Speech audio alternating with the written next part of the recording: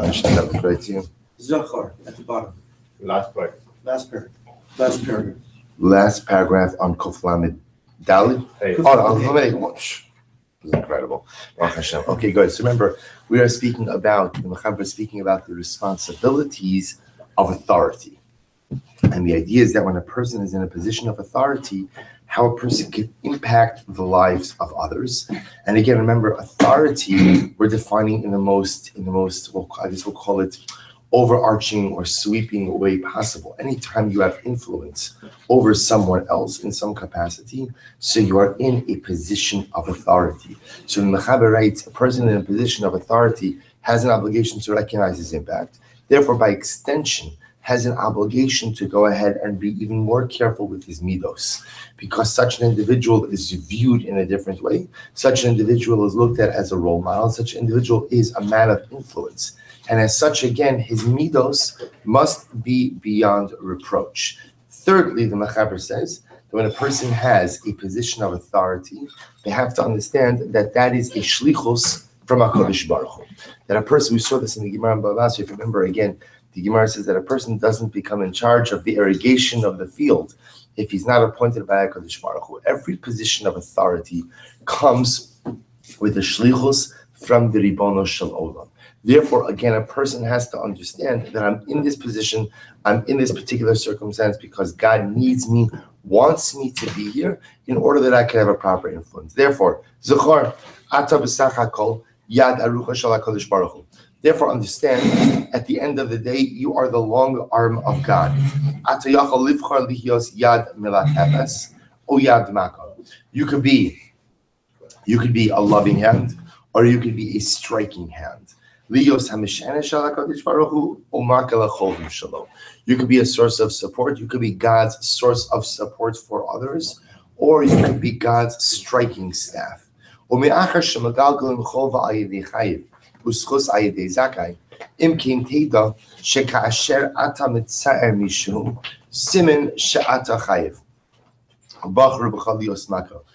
this is an interesting yisod. The truth is, we learn this. Rashi brings down this idea by galus, right? A person accidentally kills another. So what's the halacha? The halacha is that you're sent to exile. You're sent to galus. So as I said, when we look at those psukim, the obvious question that often comes up to us is that it's an accident. So if it's an accident, I don't understand why would a person be sent to galus. So Rashi has these so good. He says, Megalgalin schus al yedei zakai, b'chov al yedei chayiv. God makes good things happen through righteous people and makes bad things happen through liable people. In other words, this is an incredible yesod in general. If I am the cause of someone else's pain, even though I didn't do anything, I didn't intentionally mean to hurt you. I didn't intentionally mean to slight you. I didn't intentionally mean to upset you. And I didn't commit any particular error. It just happened to be the confluence of circumstances are such that my actions caused you pain. Halacha l'maisa, again, what the Mechaber is saying, and what Rashi HaKadosh was saying by the Ir Miklat, is that that's a siman from HaKadosh Baruch Hu that I am chayiv in some way. That there's something wrong in me, that I am ultimately the cause of pain for someone else. So the Mechaber says same thing over here. Person is in a position of authority. If he goes ahead and he causes bracha for someone else, that's a siman tov for him. That means Kadosh Baruch Hu wants me to have the shlichus and wants me to be the agent of good.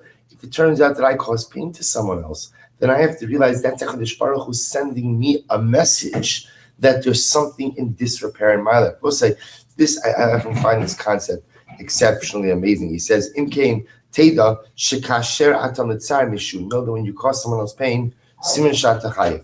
It means that Kadosh Baruch Hu is telling you that you're chayiv. What does it mean chayiv? It means that there's something in me that's in a state of disrepair.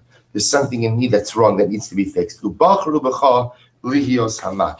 therefore, God chose me to be the striking staff, His striking staff, in order to highlight to me that there is something broken within me that needs to be addressed. The kasher ata native imishu, but when you do good with someone, siman shata zakai. This is a sign that ultimately, again, you are zakai. Zakai literally means innocent, but to take it a little bit further, it's also righteous. And therefore, the Ribono Shel Olam has chosen you to be the support staff. So we'll say that this is a yesod that comes up often in life, because sometimes for a variety of unintended reasons, we end up causing someone else pain.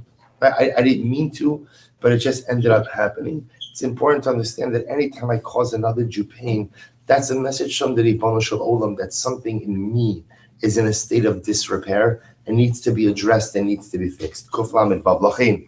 Atavkid chayiv yosem mikol adam shelo yavor alav yom b'li shas bodu shel tshuva.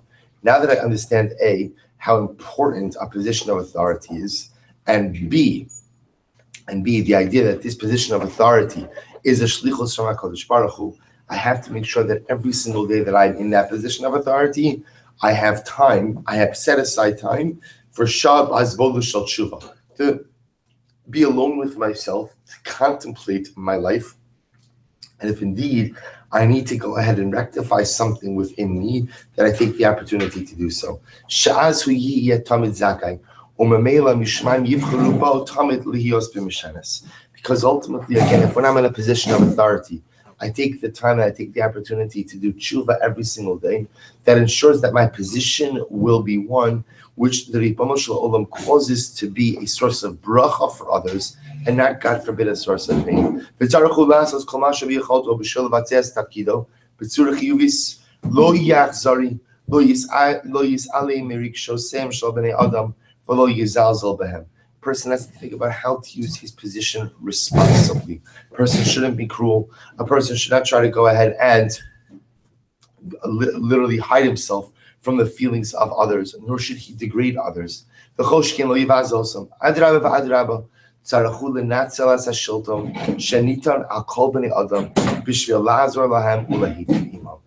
has to go ahead and literally utilize that position of authority to try to do as much good with the other as possible. The kasher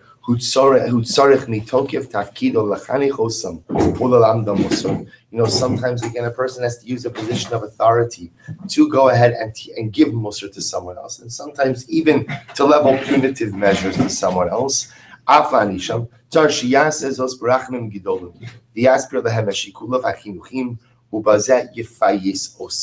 See, even when a person ultimately has to use his position of authority, ultimately to punish or to go ahead and do difficult things, a person has to do so with love, a person has to do so with empathy, a person has to do so with incredible compassion, and allow the other individual to understand that the punishment, chas v'shalom, is not coming from anger or from rebuke, but ultimately coming from a profound sense of love. Let's just finish this section. Alech ladas. Ha'uvda sha'ata bal tafkid. No, that if you have a position of authority, that does not allow you to be lax or to be lenient in your interpersonal obligations. If as a result of my position of authority, someone goes ahead and suffers unnecessarily, azai gamim ta'aseh tshuva usivakish mihabore elef slichos kol od shelo piyasta es mishet siarta yesh alecha kitra gadol b'shamayim. Let's say if it turns out that my position of authority causes someone else some level of pain, just know that there's din for that. That ultimately the Ribono Shel Olam holds me responsible for that. Lu mazos. Let's end off on the flip side in a positive way. Im teitiv l'mishu. If you do good for the other, b'sigrom lo lehetiv maso, and you cause another individual to be able to improve, azai ein sof l'schar shelcha, then know there is no end to your reward. Ki ze mashpia lenetzach mitzvah al kol hadoros chulei v'chulei. This allows you ultimately again to shower bracha on all the future generations. V'zeh klal shetzarech shetizkar hetiv ish ayin roa. This is the klal. This is the principle that a person must forever remember. Yesh ayin roa. There is an all-seeing eye. Ozen shoma'as, a ear that hears everything. V'chol ma'asechar v'chol dvarecha. The sefer nechtavim, and all of your words and all of your deeds are recorded in the Ribono Shel Olam sefer. So we'll say the idea ultimately being that if a person is given a position of authority, use it wisely. How does a person use it wisely? Number one, that a person uses it ultimately again to go ahead and do good for others. Number two, that a person realizes that he must always be refined in his midos whenever he's in a position of power. Number three, to recognize that position of authority is given to me by HaKadosh Baruch Hu, ultimately to do good. And if it turns out that through my position of power, I end up hurting someone else, know that that is a reflection on my own personal spiritual status. The truth is, that's not just true by authority, that's true in general. If I end up hurting someone else through my actions, even if it's unintended, that's a sign from HaKadosh Baruch Hu that there's a piece of me, a part of me, that's in a state of disrepair. Therefore, if a person finds themselves in a position of leadership, and I will say, again, I can't say enough, we're all in positions of leadership in some way, whether it's, sometimes it's career, other times it's community, sometimes it's family, but everyone wields some level of authority in some area of life. Use that authority responsibly. Most importantly, use that authority to be mahana, ultimately, again, to benefit the other and to bring bracha into the life of the other. All right, so we'll stop over here, pick up bottom of Kof Lamed Vav.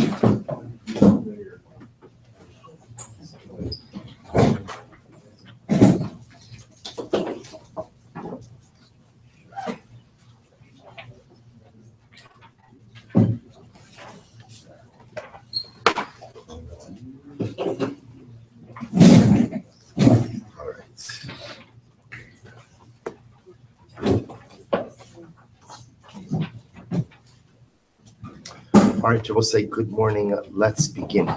We dedicate our shir this morning is Zchus of Refuah Shalima for Avital Bas Kiva, and of course, again, we dedicate our learning in Zchus of an Aliyah for the Neshama of Esti Samuel Zichron Livracha, Esther Bas of Arav Chaim Meir. We hope that in the merit of our Talmud Torah, Neshama will have an Aliyah. I suppose so. Let's begin. Today's daf is Nun Aleph 51. We are picking up the last line of Nun Amud Beis, or excuse me, last two words. So the Gemara says Bas Kohen. So remember again, we're spending an incredible amount of time speaking about the punishment of a Bas Kohen who engages in an act of znus. So I will say, here's the good news. The good news is the bottom line is going to remain unchanged from yesterday to today to tomorrow, which is that a Bas Kohen, the Torah singles out for a specific and unique type of punishment, which is sreifa.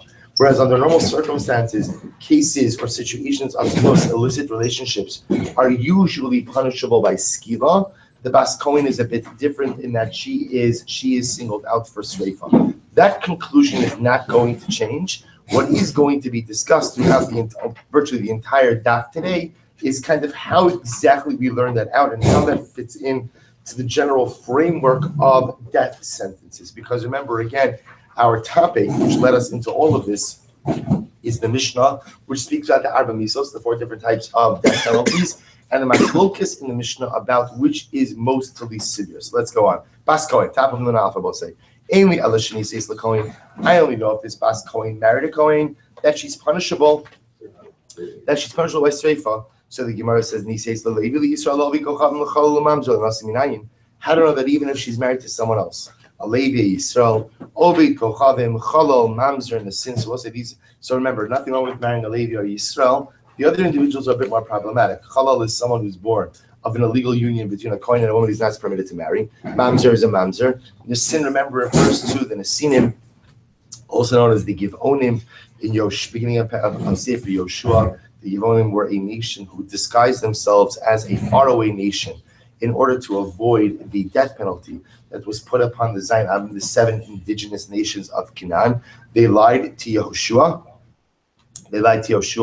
And ultimately, again, by the time Yehoshua discovers the ruse, he's already made the treaty and does not want to backpedal on the treaty. As such, again, they were relegated to a lower status than Klal Yisrael. So how do I know that even if she marries one of these men, and she's mizana, the death penalty is the same. Talmud Lomar bas ish kohen, avapi she'ena kohenes. Therefore, the pasuk says that the daughter of a kohen, and again, the way we understand it is, if she's a daughter of a kohen, she's subject to this penalty, even if what? Even if she is not the wife of a kohen. He was streifa ve'im ba'aleh b'streifa. They're both say uniquely, again, even though normally when one engages, and if a person engages in an act of immorality or an act of adultery for that matter, so it's the same punishment for the adulterer and the adulteress, yet in this case it's different. The bas kohen gets streifa, but yet the boel, the man who engaged in adultery, does not. So where do we know that? So the Gemara says, he b'streifa ve'im zomeh b'streifa. Both say similarly, the woman, the bas kohen will be executed by streifa, but yet if it turns out that there are Edim Zomin who come and testify falsely against her, even though we normally say by Edim Zomin what? Basis and Lo Kasher Zamam, they get reciprocal punishment. Whatever they wanted to do to the defendant, they get. This is an exception to this rule. And even though they wanted to visit Sreifa upon her, they do not get Sreifa. Rather, they are executed ultimately again with skila. So the Gemara says, Rabbi Eliezer Omer, es aviha b'sreifa, ve'es chameha b'skila. Rabbi Eliezer makes a very enigmatic statement here, which we'll discuss later on in the Gemara. Rabbi Eliezer says, with her father is with Sreifa, her father-in-law is with Skila. And we'll say we will discuss the meaning of that statement a little bit later. Amar Mar. So we'll say now we're going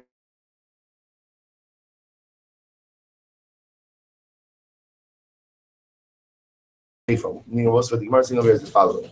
Maybe when we single out a bas kohen for Sreifa, what that means is anytime a bas kohen is liable to a death penalty, maybe it should always be Sreifa. Maybe it should always be Sreifa. So therefore, again, let's say she's Mechal Shabbos. So under normal circumstances, if a person Chas v'Shalom is Mechal Shabbos, the din is skila, the din is stoning, but maybe a bas kohen gets Sreifa. Chilul Shabbos bas skili. Why would she get Sreifa for Chilul Shabbos? Desecration of Shabbos is an isra of skila, or is a punishment of skila. Amurava Haman Shimoni Damar Sreifa Chamura. This reflects the view of Rabbi Shimon, who holds that Sreifa is more chamur than skila. Sagadait Chamina. I would have thought Hoil va'achmir b'Rabbana b'Kahani to Rabbi Behu Mitzvos Yiseros. I might have thought that since the Torah is more machmir with Kohanim, how so? In that Kohanim have more mitzvos. Tidon b'Sreifa. Maybe the bas kohen, therefore again she gets Sreifa. Even for Chilul Shabbos, Kamashmalan, no. Kamashmalan that the din of Sreifa is only a din in immorality, but there is no obligation or no punishment of Sreifa. No punishment of Sreifa for Chilul Shabbos or for any other infraction that would carry with it a death penalty. I don't understand. Why would you entertain the possibility that a Kohenes, a Bas Kohen, would get Sreifa for Chilul Shabbos, yet no one's suggesting that a Kohen would get Sreifa for Chilul Shabbos? In other words, why would you make a distinction between the punishment for a Kohen and a Kohenes, to which the Gemara says, Kevin Delosh, excuse me, Sagadait Chamina, I would have thought, so remember again, a Kohen, so to speak, already has a little bit of a license. It's going to sound strange for Chilul Shabbos. Now, what does that mean? Remember again, certain things that a Kohen does as part of the avoda in the Beis Hamikdash would be things that would be usher outside of the Beis Hamikdash. So I would have said, since a Kohen already has, so to speak, a quasi-license to do certain things on Shabbos, albeit in the Beis Hamikdash, excuse me, Shabbos,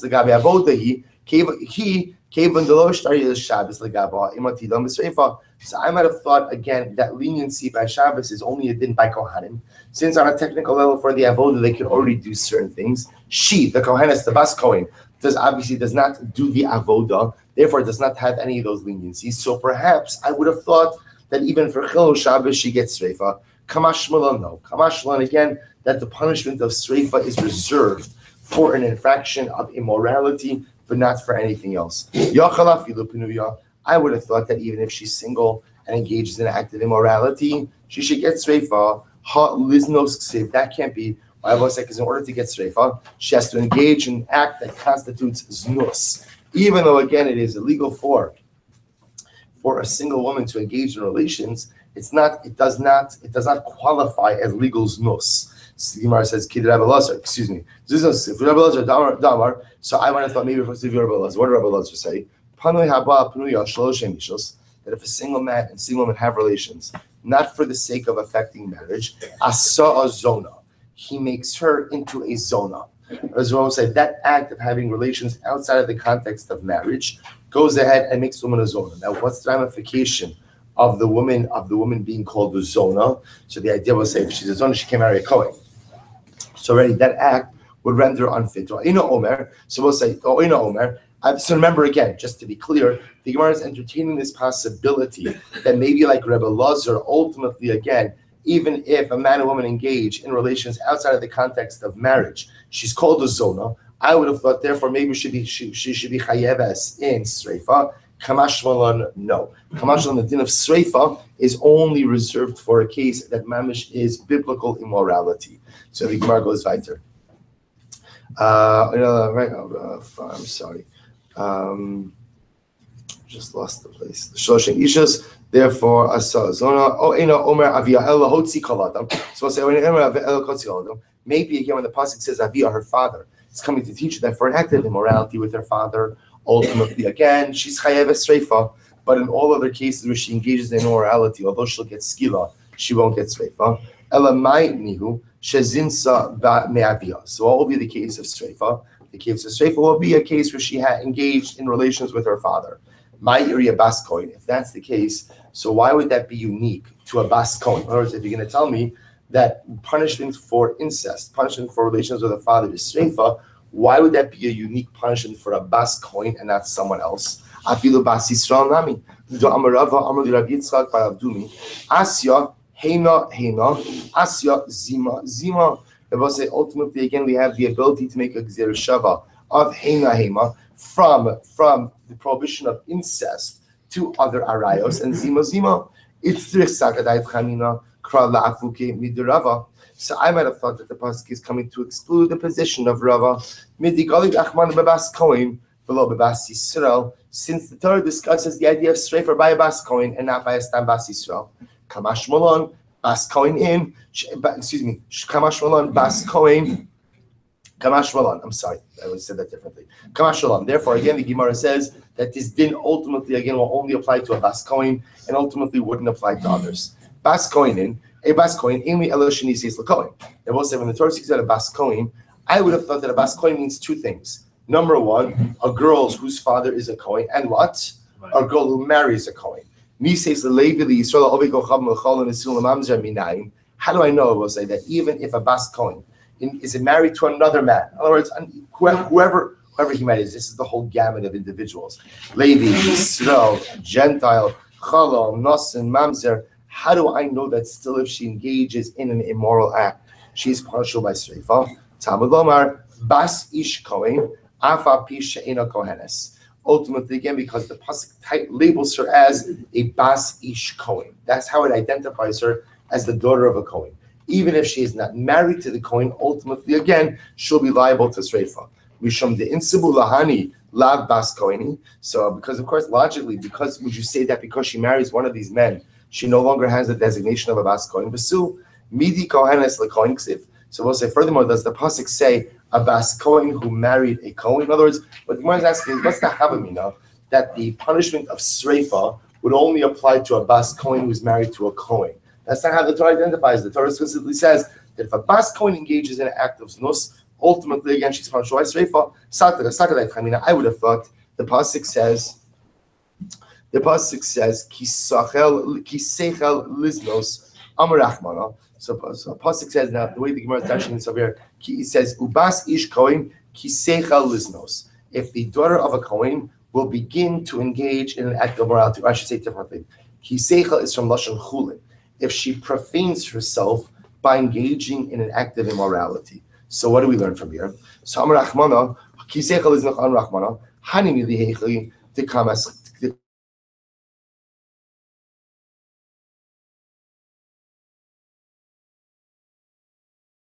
This act of immorality, she profanes herself. But over here, if this girl is marrying or has married someone who she really should not marry, she is already what? She is already profane. She's already chulin. So I might have thought, therefore, she does not get saved for an act of znos. Damar ubas koin ki siel ish zar kevan shenivala pasla. When she has relations ultimately again with a man who is puzzled to her, she herself becomes psula. So I might have thought, therefore, again, the only time that she gets sreifa is when she becomes chulin, when she profanes herself through the act of znus. But if she's already been profaned through an illegal marriage, then I might have thought that she should not get sreifa. Kamashon, that's not the case. But I don't understand. That works fine in the case of a chalal, a nasin, a mamzer, an ovid kochavim. But if a bas kohen marries a Levi or Yisrael, as much as one can make the argument that it's marrying down a little bit, but l'maisa, again, why that's not called profaning himself? To which the Gemara says, the Levi Yisrael nami v'shava al beis avia kinu areha. That the pasuk says, both say this is talking about in the event that a bas kohen is widowed or divorced. If she's widowed or divorced without children, she has the ability to what? To go back to her father's home and continue to eat truma. Michlal. This tells us that ultimately, again, when she's married to the other husband, the Levi Yisrael, ultimately, again, she can't eat truma. I will say now, the Gemara says over here, essentially the fact that she can't eat truma, we treat like a shtickle profanation, right? She's become profane. I know that's not a word, but that's how we're interpreting this. So the Gemara says, therefore, again, the Havamina is that she wouldn't get sreifa, even in a legal marriage to a Yisrael or a Levi. Kamashal, that's not the case. So the Gemara goes weiter. So I might have thought, therefore, again, since when she's married to these individuals, she can't eat truma from her father's home. So I might have thought that means that she's a little bit profaned through her marriage to the Yisrael or to the Levi. And because she's already profaned through that marriage, you can't apply ubas ish kohen ki seicha lisnos, because it's not the act of znus that profanes her, but rather it was the marriage, and therefore she should not get sreifa. Kamash malon, no. What's the kashon that it's not like that? Kamash malon, that halacha l'maisa, again, as long as the marriage is legal, even if technically speaking, as a result of this marriage, she lost out on certain entitlements, that does not mean she was profaned, and therefore again she would still be subject to the punishment of sreifa. Udulo kreb meir. And this does not reflect the view of Reb Meir. The Sanya, bas kohen sheni says the Yisrael, v'achlat truma. Both actually very interesting. The bas kohen marries the Yisrael. So bas kohen marries the Yisrael. And remember again, once bas kohen marries the Yisrael, she is no longer allowed to eat truma. But let's say she does. She does. Bas kohen sheni says the Yisrael, v'achlat truma, and she goes in and she eats truma. Mishalemes es hakeren. Ve'ina mishalames as hachomesh. She goes ahead and she pays. She pays the keren. She goes ahead and she pays the principal, but she does not pay the additional fifth. Right? She doesn't pay the additional penalty payment. Umisasa b'sreifa, and ultimately, again, her death penalty is through sreifa. Niseis le'echad min ha'psulim. If she marries someone who is puzzle, right? Marries someone. So we'll say first case number one is she married Yisrael. Case number two, she marries a puzzle. What's the halach if she consumes truma? Mishalames keren v'chomesh. We'll say in that case she has to go ahead and pay what? The keren, the principal, the chomesh, the fifth, umisasa v'chenek, and ultimately again she is killed with chenek. Divrei Rabbi Meir. The chum say zu v'zu mishamos keren v'lo chomesh umisasa b'streifa. The chum say no matter who she's married to, whether she's married to Yisrael or she's married to someone who is puzzle. Ultimately, again, she has to pay the principal payment, but not the additional fifth. Now, I'm sorry? It would be two penalties. Oh, so good. We're going to talk about that. Good. So the idea of us is the following. According to the Chachamim, since she is a bas kohen, by definition, so therefore she has a shaykhus, she has some type of relationship to truma. Therefore, again, halacha l'maisa, the Chachamim will say that she never pays the chomesh. She never pays the penalty fifth. Umisasam b'sreifa. So again, fine. Rabbi Lazar Omer, esavia b'sreifa, v'eschameh b'skila. So we'll say, so now again, just to close out that previous discussion. So we'll say, it comes out from this Gemara, by the way, that if indeed she was already profaned from her marriage, for example, she married someone who was asur to her, she engaged in a legal marriage, therefore again, she was quote unquote made chulin, she was profaned already from the marriage, therefore it would appear from this Gemara that were she to engage in an act of znus, the punishment would not be sreifa. She'd be killed through some other mechanism, but not through sreifa. It is only mamish when the act of illicit relations, when that's what causes her to become chulin, that's what profanes her, that's where there's a din of sreifa. So the Gemara now interprets the other piece of the brayso that we saw before. Rabbi Lazar says, with her father it's sreifa, with her father-in-law, it's skila. So says, what does that mean? Ma'as avia v'eschamel. What does that mean? If you want to say it means that she has relations with her father, she gets punished by sreifa. But if she has relations with her father-in-law, then it's skila. So my area bas kohen. So why would this halacha be unique to a bas kohen? Afilu bas Yisrael nami.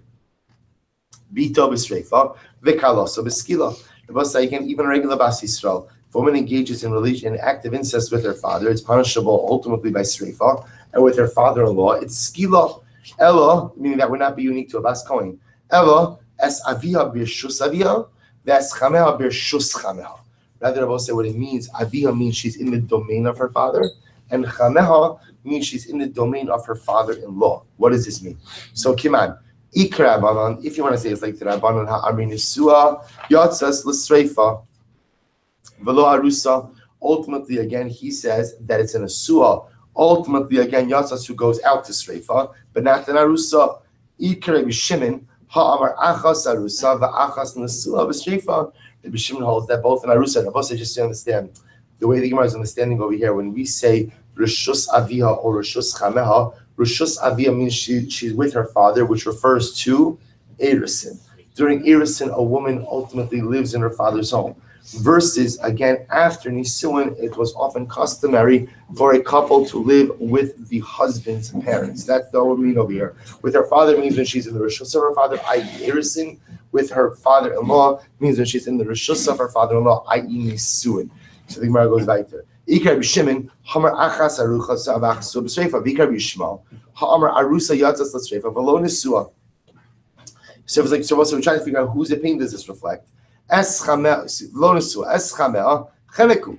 I don't understand. And furthermore, again, she's having relations with her father-in-law, that's punishable by chenek. Shalach Ravin Mishmei Rav Yossi, Rabbi Chanina, kach yatzah shal Mishnah. Here's how you have to understand the framework of the Mishnah. The Olam Kirabanan. In reality, this reflects the view of the Rabbanan. And this is what it means to say. Any case which is less severe than a situation where a woman engages in relations with her father, what would be an example of that?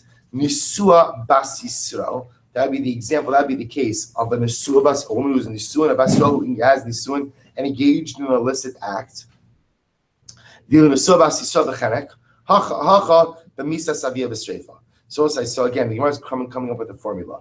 Any case which is less severe than were a woman to engage in an act of incest with her father. What's an example of that? A bas Yisrael who's in a suah who engages in illicit relations. What's her punishment? Her punishment ultimately again would be with chenek, where that same woman to engage in relations with her father, she would be punishable by sreifa. So the Gemara says, Kol shi l'mala mimisa savia. But any case that is considered to be more severe than an act of illicit relations with one's father, what's the example of that? Arusa bas Yisrael, we'll discuss why that's more severe. Arusa bas Yisrael, ba'alma, b'skila, because most under normal circumstances, an Arusa engages in an act of adultery, it's punishable by skila. Remember, again, this is reflecting the view that skila is the most severe of the misos. So too, again, over here, if she has in relations with her father-in-law, it will also be punishable by skila. Maskif Rabbi says it doesn't make sense. That's not how the Mishnah reads. Is the Mishnah creating different gradations or different levels of punishments?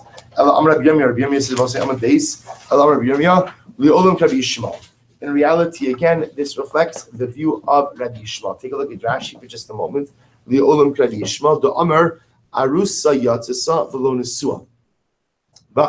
see in the Gemara. This is what it means to say. Es aviha birshus aviha b'sreifa. Ultimately, again, if a woman goes ahead and engages in relations while she is in the rishus of her father, which means I will say erisin, then she is judged with sreifa. The eschameha mechameha. However, again, when it says with her father-in-law, that refers to a woman who has relations with her father-in-law to teach you that what biskila. That such a person like that is punished with skila. And even though again with the father-in-law you're punished with skila, everyone else would be punished with chenek. Amen.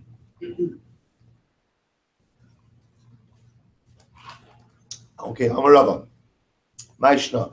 Rosa doesn't make any sense. So what you're telling me now over here is that when it says me aviha, so aviha means when she lives with her father. But yet, I'm saying when she's living in her father's home. But yet, chameha means when she engages in an act of relations with her father-in-law. So Gemara just says it doesn't make sense. O idi v'idi mamish, o idi v'idi rishus. Either both avia and chameha refer to the fact that she's having relations with those men, or it means that what? She's living in their homes. But why would you mix and match? Why would you say that avia means she's living in her father's home? Chameha means she had relations with her father-in-law. Either it means she's having relations with her father-in-law, or she's living in her father's house and then in her father-in-law's house. Rava says rather, again, in reality, this reflects the view of Reb Shimon. Rashi says, Reb Shimon says what? This is Reb Shimon from our Mishnah. Right? Rather, it reflects the view of Reb Shimon, who says that Sreifa is considered to be the more severe penalty. The Kasav Reb Elazar, Nisua Ka'arusa. And Reb Elazar holds that indeed a Nisua is treated like an Arusa. How so? Ma'arusa chad darga maskina lo. Miskila Sreifa. Just like buying an Arusa. Literally, again, we elevate her punishment one level from skila to sreifa. Af nesua chad darga maskina la mechenek l'skila. So too, again, by nesua, Rabbi say we will elevate her punishment one level from chenek to skila. Maski for Rabbi Chanina, hot yidivi idi Rabbi Shimon b'sreifa ka'amar. But 1 second, both of these things are Rabbi Shimon. Both statements reflect the view of Rabbi Shimon by sreifa. Ela amar Rabbi the olam kirabana. Rather, in reality, Ravina says you have to interpret the previous braysos reflecting the view of the Rabbanon, the Eiboch, and then we have to turn it around. Es aviha b'skila, the es chameha b'sreifa. Right, relations with her father will be punishable by skila, and with her father-in-law it's with sreifa. V'haytik ha'amar es aviha. So why does it have to bring in the case of aviha at all? Is that not obvious? Sircha ba'alma nakit. So I say sircha ba'alma is like an expression that it was just dragged along. In reality, again, we actually did not need to discuss the case of the father. All we needed to do was discuss the case of the father-in-law, and that would have been enough. Amarav Nachman, Amarav Ravua, Amarav Halacha ki deshalach Rabin Mishmei Rabbi Yossi Rabbi Chanina. The halacha Rabbi Nachman says is as Rabbi Bar Avua said in the name of Rabbi, which Rabbi was the first interpretation of the statement of Rabbi Lazar and Amud Aleph. So the Gemara says the following. Amar Yosef Hilchas al Mashiach. What do you mean the halacha follows? We'll say Hilchas al Mashiach means you'll see like what does this matter to us? We'll say what does it mean? What does it matter to us? It's fine. So we've established that Lamaisa again that certain circumstances, specifically by a bas kohen, will be punishable by sreifa as opposed to other forms of execution. To which the Gemara says, and this is what the halacha follows. To which Rabbi Yosef Chanina says, the name of Rabbi Yosef, what do you mean this is the halacha? This is not applicable to us. So what does it mean it's not applicable to us? There's no Sanhedrin that has the ability to go ahead and dispense death penalties. As such, again, what do you mean when you say hilchasa? So if that's the case, then why should we even learn the halachos concerning kachim? Why should we get into the halachos concerning karban? Right? Do we just go ahead and learn halacha for the sake of Mashiach? It's actually a very beautiful expression. Hilchasa de Mashiach means halachos that will only be applicable when Mashiach comes, i.e., when there's a Beis Hamikdash. Ella drosh the kabel schar. Rather, I will say, what is our job? Our job sometimes is to learn things, right? Drosh literally means learn it and get reward. And I will say, everyone, you're all familiar with this phrase because the truth is we just had it in this past week's parasha. Like this, of course, is the famous machlokes in the Gemara about Ben Sorer Umora. There's two opinions in the Gemara. Did Ben Sorer Umora ever occur or not? I believe Rav Shimon holds that Ben Sorer Umora lo haya never happened. It's never going to happen. I ask the Gemara, if Ben Sorer Umora is never going to happen, so why does the Torah include it? To which the Gemara answers, Drosh the Kabel Schar. The Rebbe Shalom says, learn and get reward. And I will say now what that means is there are deeper meanings, there are deeper messages. What it also conditions us to is that sometimes it will say, it's important for us to remember that we learn Torah for one reason and one reason only. Because the Ribono Shel Olam told us to. Because Moshe tells us, we learn Torah because it's a beautiful gift from HaKadosh Baruch Hu, and that's easy. Sometimes we think we learn Torah to absorb more information. Sometimes we even think that we learn Torah in order to be able to know what to do outside Yiddishkeit. And those are true things. But we learn Torah because HaKadosh Baruch Hu commands us to learn Torah. We're good soldiers. HaKadosh Baruch Hu tells me to learn, and therefore I learn. We'll say sometimes a daf like this reminds you of that, right? Because the truth is, you know what the bottom line takeaway message from the entire shir today? Two takeaway messages. Number one, immorality is bad. That's a general takeaway message. Good. Number two, a bas kohen gets reifa. Those are pretty much our two take-home messages. They were true at the beginning of the daf. They're going to be true at the end of the daf. But yet you go through a whole incredible Gemara, we'll say. And the truth is, we go through this exercise because it's what HaKadosh Baruch Hu wants us to do. So that's the Gemara saying. You're right. Drosh v'kabel schar. There's not a halacha lamaisa implication of it, at least not yet. But we're learning this ultimately, again, because HaKadosh Baruch Hu commanded us to, and because we get incredible schar for every single word. To which the Gemara goes weiter. Halchi kamri. Halchi kamri. Hilchasa lamali sugya dishmaita. What the Gemara is really saying is the following. When you say Hilchasa Rabosai, that infers that there was a machlokes. The truth is, there's really no machlokes happening over here. You're just having a discussion. Meaning, like I said before, when we started the daf today, the conclusion is the same. Everyone agrees with the halachic outcome. They're discussing ultimately, again, the mechanism. Generally, when the Gemara says Hilchasa, Hilchasa means we had a halachic debate. Here is the resolution to the debate. There's no real halachic debate unfolding over here. To which the Gemara says, so the Gemara says, "My Bishma, this Sanya, ubas ish koin kisecha liznos, benara v'yarusa mekasum edam." So also the pasuk says that ultimately, if a daughter of a kohen engages in immorality, so what is the pasuk talking about? A nara. So it's a girl who's a nara, which you must remember again refers to the specific time between 12 and 12 and a half. V'yarusa, and she's also betrothed. Hakas Madara. Suppose it's talking about Atomer Benara Viarusa O Eina Ela Afilu Nesua. You might think, so how do you know we're talking about a Nara, right? And who's an Arusa? Maybe we're talking about even a Nesua, a girl who has Nesua. And Tawalomar Ish Asher Yinaf Es Ish Es Re'ehu Mos Yumas Hano Eif Vahano Efes. Therefore, the pasuk says, if a man will engage in adultery with the wife of his fellow, they will both be put to death. The Noef, the adulterer, and the adulteress. Hakol Hayu Bichlal Hanoef Hano Efes. Everyone was included in the category of the adulterer and the adulteress. So the Torah goes and purposely identifies that a Bas Yisrael gets skila, Ubas Kohen b'streifa, and a Bas Kohen gets streifa. Bash Kisha Otzi HaKosem is Bas Yisrael is skila. So we'll say, just like when the Torah identifies that a Bas Yisrael gets skila, Arusa v'lo Nesua, that's definitely talking about a case of an Arusa, not Nesua. Av Kisha Otzi HaKosem Bas Kohen b'streifa, Arusa v'lo Nesua. So to again by Bas Kohen, when she is singled out for streifa, it's Dafka talking about Narusa and not Nesua. I zomameha uboala bichlal vasisam lo kasher zamam. So both say so too again under normal circumstances. Edim zomamin get the same punishment that they sought to confer upon the defendant, and the boel, the adulterer, usually gets the same punishment as well. To which the Gemara says, "Vasis lo kasher zamam." So the Gemara says, "Boala my kasher zamam ika." Why would you say both say kasher zamam is the lashon for who? Edim zomamin. Why are you including the adulterer in that statement? Ella zomameha bichlal misas boala. Rather, again, what we're saying over here, Abosai, is that ultimately, again, in the case of Eidim Zomamin, by a case of adultery, Eidim Zomamin get the punishment of the Boel. They get the punishment of the adulterer. Shum shene'amar, v'asisim lo kasher zamam la'asos la'achiv, v'lo la'achos o divrei bishma. So it's actually an interesting case. So therefore, in any situation where Eidim come, and they testify about adultery, now obviously there are two parties to that adultery. So if they're found to be Eidim Zomamin, they are given the punishment that the adulterer would have received and not the adulteress. Now, in most cases, there's not usually a distinction, except when there is. And now we've seen clearly again that a case of a Bas Yisrael, Arusa, or the case of a Bas Kohen, where the woman will get a different punishment than her husband, than the adulterer. So ultimately, again, if the witnesses are found to be Eidim Zomamin, therefore, again, the woman is exonerated, but which punishment do the Eidim get? They will get the punishment that would have been conferred upon the man. Where do we get that from? Because the pasuk says, "Vasisem lo kasher zamim la'asos la'achiv." You will do to the witnesses what he was going to do to his brothers. So we see that he gets the punishment of the man below la'acho, so they Rabbi Shmuel, and not to his sister, so to speak, not punishment that would have come to the woman. Rabbi Akiva says, "Achas arusa v'achas asura." That says the streifa.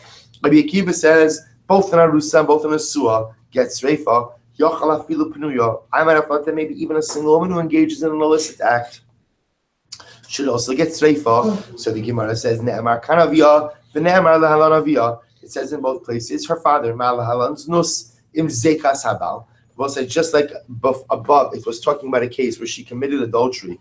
Im zekas habal. Zekas habal means that what? That there was an element of marriage that she had. Afkan's nus im zekas habal. So the only time we're ever going to confer a death penalty upon a woman is when there was an act of nus, an illicit act, with zekas habal. Now, what zekas habal means, is there's some element of marriage. Whether it's irisin or whether it's nisuin, to a certain degree, is irrelevant to us. But the only time that a woman will be punishable for nus is when there is some zekas habal upon her.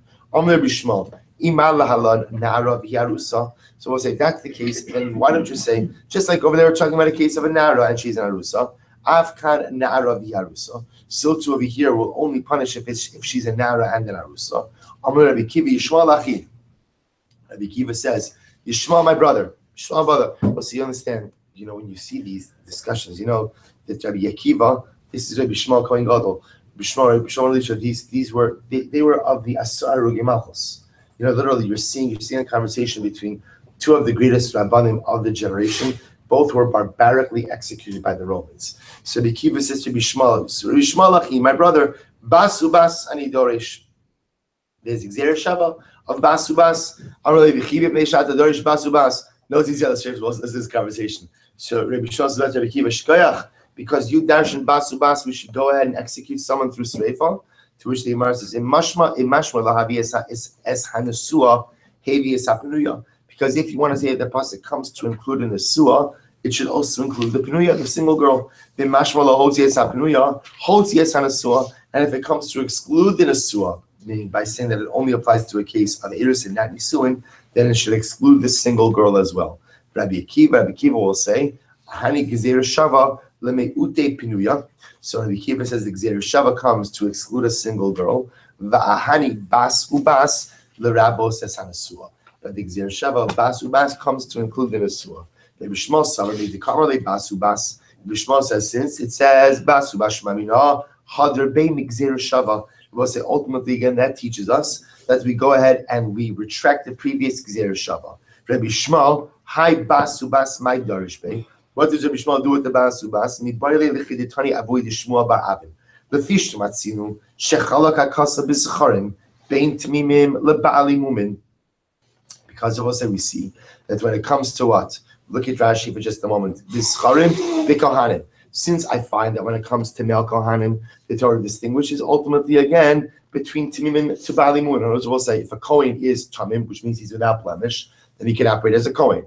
If he has Mum, if ultimately again he has blemishes, he cannot serve as a Kohen in the Beis Hamikdash. Look at Rashi just a moment. Bein Timim, 3 lines up from the bottom. Bein Timim LeBali Mumin, LeInyan Avoda. So again, for Avoda, only a Kohen who's Tamim can do the Avoda, but a Kohen who's a Balmum cannot. Yochel af benos Bali Mumin Yotzu Michlal Kiddushasan. V'yadinim kebenos Yisrael imzanu. I might have thought what? Yochel nachlot bebenoseyan. I might have thought what? That a Bas Kohen should have the same distinction. As well say, interesting Havamina, that just like by a Kohen, he's only considered to be a Kohen who can do the Avodah if he's without blemish. But if he's blemished, ultimately he can't do the Avodah. Maybe a Bas Kohen can only be punished in the Sreifa way if what? If she's unblemished. But if Lamais again she's blemished, so therefore again in that case, she does not get Sreifa, to which the Gemara says, Yachanam Basu Bas. Fine, therefore again, Xer Bas Bas teaches that we do not make a distinction by Bas Kohen. Rabbi Akiva made by him Makriv Vayu Kodesh Nafka. Rabbi Akiva dashes it from where Rabbi say, made by him Makriv Vayu Kodesh. The Dafka again is a din in Haim, not a din in Haim. It's a din in the men, not a din in the women. Rabbi Shmuel Imeahi, if it was from there, Havamina Hanimili Inhu Abal Beno say hello. If it was from there, then I would have thought that Rabbi said the laws of Kiddusha only apply to the Kohanim but not their daughters. Therefore, again, Kamashmal and not. Rabbi Shmuel will say, let's go a little bit weiter. Hi, top of Nun Beis. Hi, Esaviyahi Mechaleles my Darish Bey. So I'll say, ultimately, again, what does he do with the phrase of Aviyahi Mechaleles? We boil it decided. We'll say, needs it for the following drasha. What does it mean ultimately, again, that she profanes her father? Well, says actually, and again, this is going to close out the sugya. I know it's going to be difficult to leave the sugya of Sreifa Bas Kohen, but we're going to have to bring it to an end. So the Gemara says the following: what does it mean by the case of the Bas Kohen, where she engages in adultery? She engages in adultery, and the pasuk says, she profanes her father. Well, it's actually a very profound idea. What it means is that not only does she profane her father, but we profane her father. So the Gemara says, Shem hayu noagin ba kodesh, noagin ba chol. If we normally treated the father in a holy manner, we now treat him in a profane manner. Kavod noagin ba bizayon. If we used to treat him with honor, we have to treat him with degradation. And we say, Omrim, Arur shazu yalud arur. Cursed is this one who reared such a cursed child. So the Gemara says,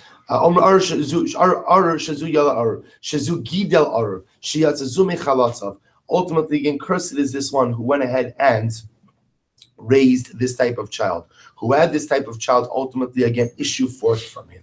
And I will say, now I want to just point out over here, with the Gemara, this actually happens to be a very profound conversation in general about the role of parents when children don't turn out. I'm not going to say the way the parent wants, because I will say sometimes we want our kids to turn out a certain way, but that's us going ahead and projecting on our children things that we wanted for ourselves that we didn't. Talking about a situation where a child just objectively chooses the wrong path. Objectively just as doing things, is behaving in a way with their spirituality, with their ruchnius, with the Torah.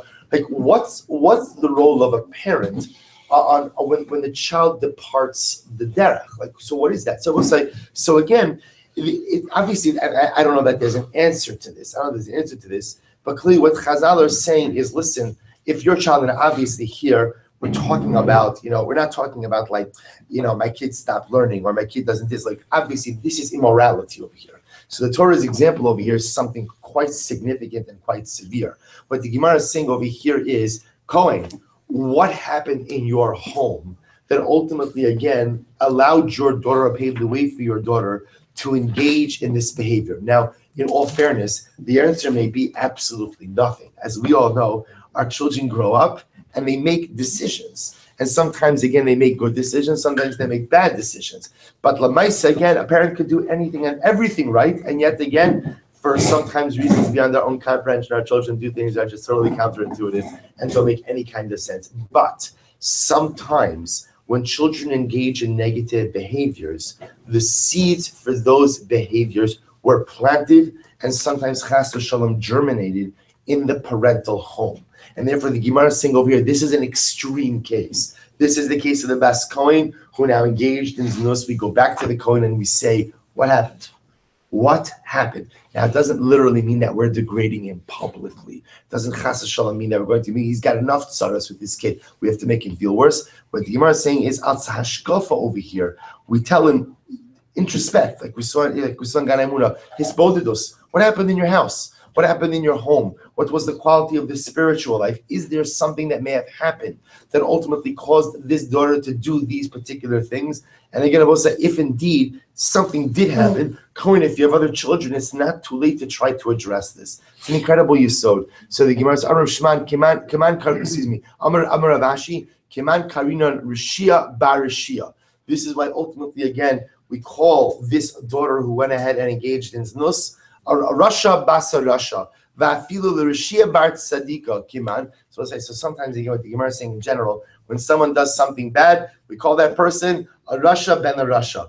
Even if their father was a tzaddik, we still call them a Rasha Ben a Rasha. Kiman Rabbi say, whose opinion is this reflected, or whose opinion does this reflect? Kahai Tana, this particular Tana, ultimately again, who holds the Kohen father somewhat responsible again for the incredible immorality of his son. I will say again, I can't say enough.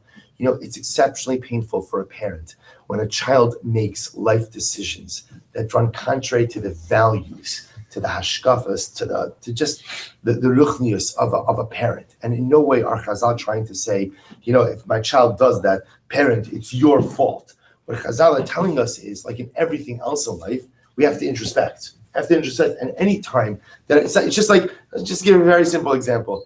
If your child says a bad word, so the first thing a person has to think about is, right, where do they get that from? Did they hear me when I stubbed my toe that time, right? And mamish, like every single bracha that I've ever heard in my life came flying out of my mouth? Or did they hear me when I went ahead and I got upset at someone? A very important yesod. Or my child acts in a certain way. I have to ask myself, where did he or she get that from? Where did that come from? Now, sometimes it's not me. Sometimes it's from school. Sometimes it's from the camp. Sometimes it's from this. Sometimes, remember, our children receive worlds of education, right, outside of our homes. But same idea, when my child goes into something dramatic, I just have to ask myself, where did this come from? Where did this come from? Maybe it came from me where it didn't come from me. But again, a parent always has to do a cheshbon nefesh. When my child does something that seems to be a departure from the straight and narrow. Let's just finish this up. Zoom mitzvahs on his scouts. Remember again, what did the Mishnah say? The Mishnah will say, remember, the Mishnah ended off in a very strange way. The Mishnah spoke about the 4 different types of death penalties, gave a machlokis in the order of the severity of the death penalties, and then it ended off by saying, Zoom mitzvahs on his skull. This is the order, this is the process for those who are stoned. So the Gemara says, my time did Tani Zoom mitzvahs on his skull. What does that mean? Why does Mishnah end off with that statement? Mishum ditana nigmar adin motziin osol sakal. Because also the pasuk says that after the person was judged to be guilty, they take him out to be stoned. Beis haskila haya gavoh shtei komos. So remember again, as we learned in the previous parak, the Beis haskila, the platform that they threw him off, was at least 2 stories high. Va'aydu kavay lemisna mitzvahs hanisrafim. So also the way the read Mishnah is the following. The Mishnah, after discussing the Arba Misos Beis, in the 4 different types of death penalty, says, Zu mitzvahs haniskalin. That which we learned in the previous parak was a detailed explanation of the punishment of stoning. Now in this parak, we're going to get into a similarly detailed discussion about the other misos of Beis. And I will say, in fact, again, the next Mishnah gets into a detailed discussion regarding, again, the death penalty of Sreifa. All right, we will stop over here for today. Yeah.